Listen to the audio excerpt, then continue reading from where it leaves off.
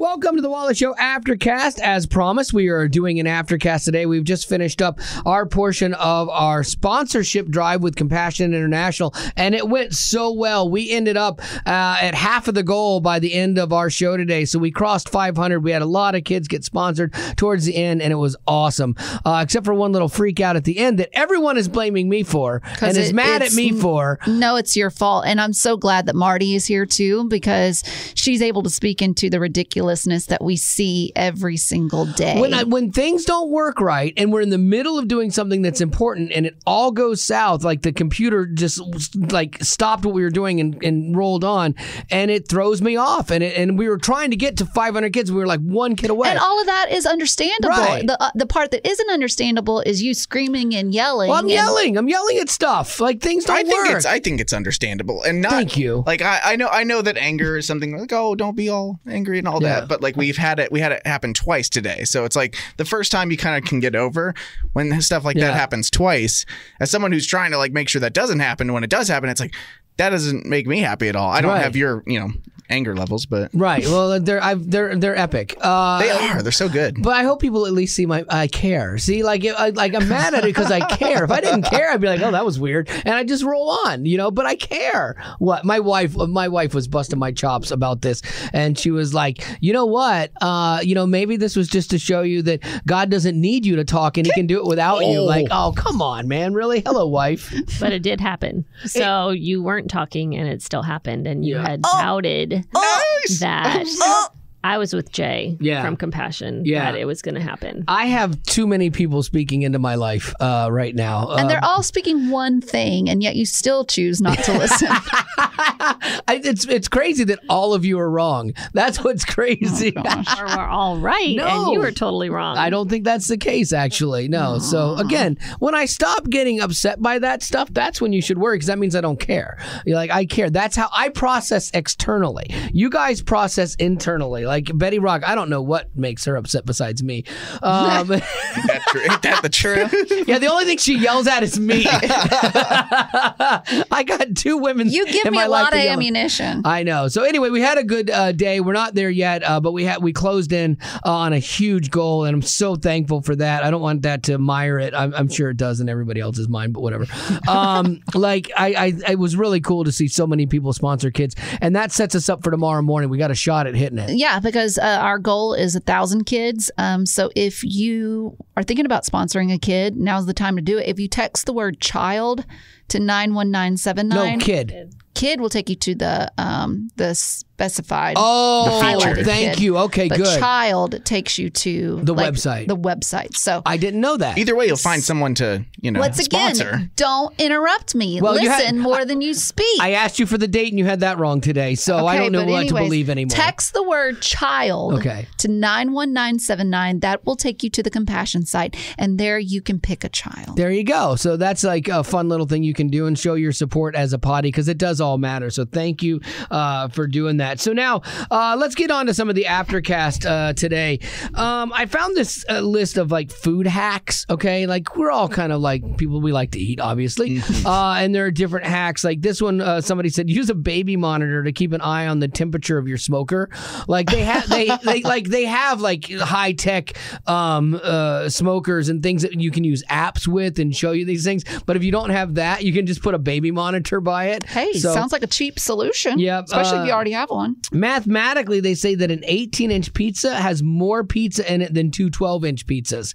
That's when you can, that's important. Two 12-inch. 12 and 12 is 24 and 18. How is that possible? I don't know. Mathematically, I don't know. Like, I'm not a mathematician. I don't even know what pi is, honestly. 3.14. That's good enough. Yeah. And so they say that. And then this was the best one.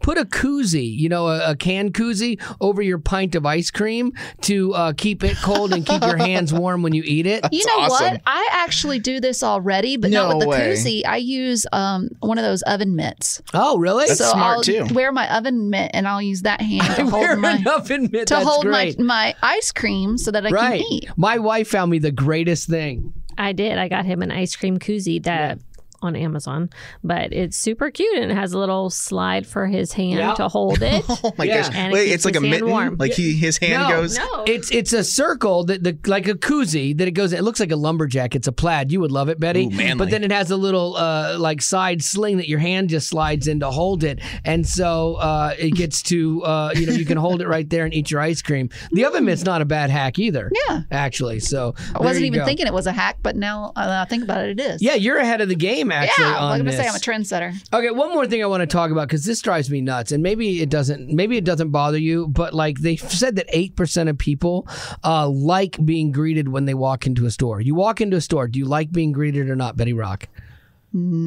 Yes. You do. So you're like, hello, welcome in. Let me tell you about the specials. 25% off if you're shopping. I'm taking it differently. Greeted is like, hey, how are you? I'm good, thank you. And then I move on with my day. Right. But are you saying like, hey, is there anything I can help you with? Like I know Bath and Body Works does that a lot. And I'm like, I just want to do my thing. Like just leave me alone. I don't mind being greeted when I walk into the store. If it literally is just like, hey, welcome in. My name's Sasha and I will be with you. If you need any help, just let me know. Right. That's fine. That's great. And then Sasha disappears. Like furniture places are the worst. You walk in. My wife and I would walk in, and they see you coming. It's like a shark, dun, dun, and they come right at you. And my wife knows she's just gonna walk away, and I have to deal with them because she knows I won't not talk to them. That's smart on your part. Because I'm kind, And so I know they got a job to do. So they come up and they're like, "Hello, my name is Ricky. I will be the person that's gonna take care of you today. Whatever you need. Hey, let me show you some couches we have over here. What kind of couch you looking for? Oh, I love those couches too. How many kids do you have?" And they're like, "Oh, I don't need all this." And by this time, my wife's already at the back of the store. Like she's already the shopping. Smart one. She really is, and like that drives me nuts. I'm basically like, okay, we're good. Let's go. Yeah, exactly. She's cold, this woman, and so like I get stuck with it. But again, I don't mind the how do you do. Home Depot started this for a while too. Like I think they had some surveys that were like, people are not getting enough help and you can't find enough people.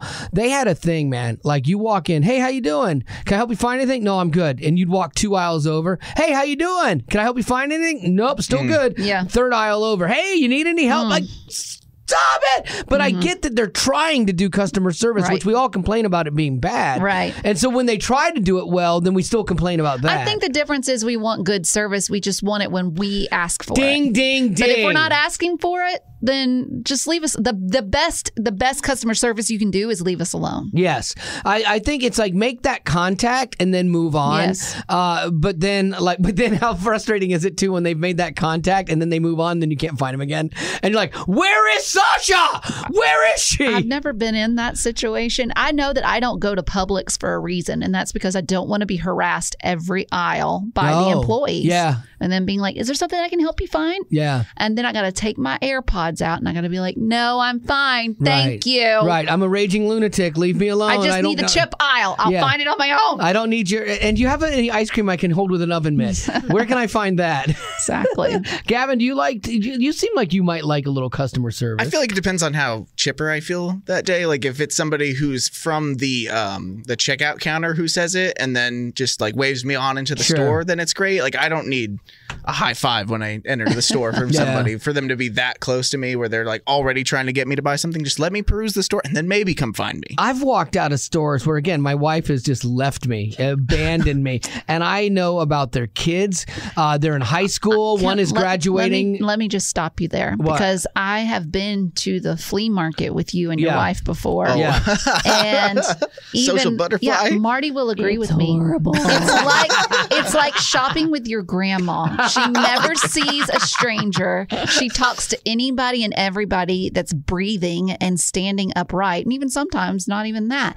But we had to leave you behind because it's like we're never going to shop if we just wait for you because you talk to everybody. Yeah, at the flea market, I'm very social, because I know they're doing. So don't make their yourself job. the victim. Yeah, at the flea market, I do tend to get a little chatty Cathy for sure, and everywhere else. Yeah, no, not everywhere else. Yeah. Planes.